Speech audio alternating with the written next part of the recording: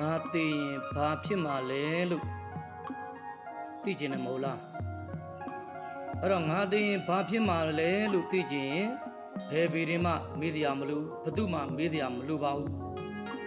ငါမသိခင်မှာဘာများလုပ်လဲအဲ့ဒါကိုအကဲခတ်ပါငါမသိခင်မှာပြုတ်လုပ်တဲ့အလုပ်ရဲ့အပေါ်မှာမူတည်ပြီးတော့နောက်ဘဝမှာဖြစ်ရမှာဖြစ်ပါတယ်ငါမသိခင်မှာဒါနတွေလုပ်ပြီးတော့သိမယ်ဆိုရင်ဒါနကမ္မဘဝပြည့်စရာလူပြည်နတ်ပြည်သီလတွေစောင့်တည်ပြီးတော့သိမယ်ဆိုရင်သီလကမ္မဘဝပြည့်စရာဖြစ်လျာဘဝတန်တရာတစ်လျှောက်မှာအနာယောဂကင်းမယ်တရားတွေနာပြီးတော့သိမယ်ဆိုရင်သမထကမ္မဘဝပြည့်စရာဗြဟ္မပြည်ဇာတိဗြဟ္မပြည်20ဝိပဿနာခန္ဓာညာရောက်တရားလို့အားထုတ်ပြီးတော့ဝိပဿနာကမ္မဘဝပြည့်စရာတရားနဲ့သိမယ်ဆိုရင်နိဗ္ဗာန်ဇာတိနိဗ္ဗာန်မှာဖြစ်ပါတယ်ဒါကောင်းတဲ့အလုပ်ကိုပြောတာဖြစ်ပါတယ်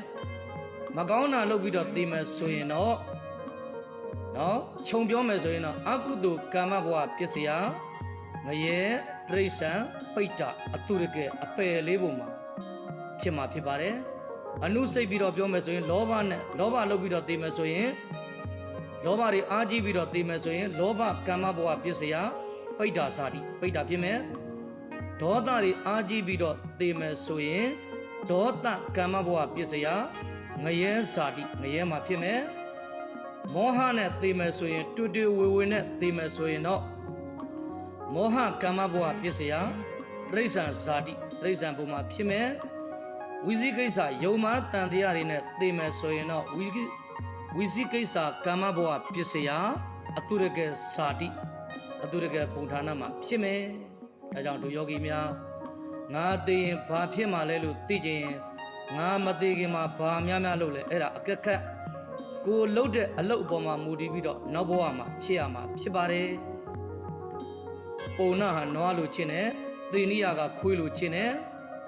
အဲ့တော့ပုံနာကနွားလိုချင်းတော့မြတ်စွာဘုရားကိုသူတို့ချင်းနဲ့အကျင့်ဟာနိဗ္ဗာန်ရောက်မှာလားလို့လိုက်မေးတယ်မြတ်စွာဘုရားဆုံးခံတဲ့မို့လို့မဖြေပြရစေနဲ့လို့၃ချိန်၃ခါညင်းတယ်မရဘူးနည်းနည်းလေးပါဂေါတမမများပါဘူးပြဿနာလေးရမများပါဘူးမရမကမေးတော့ဘုရားဖြေလိုက်တယ်ပုံနာတဲ့မင်းကနွားလိုကျင့်တာဖြစ်တဲ့အတွက်ကြောင့်နွားကမ္မဘဝပြည့်စရာမင်းသိရင်နွားဖြစ်တေနိယမင်းကခွေးလိုကျင့်တာဖြစ်တဲ့အတွက်ကြောင့်ခွေးကမ္မဘဝပြည့်စရာတေနိယမင်းသိရင်ခွေးဖြစ်မှာလို့ဘုရားဟောပါတယ်ဒါကြောင့်သူယောဂီများလည်းပဲ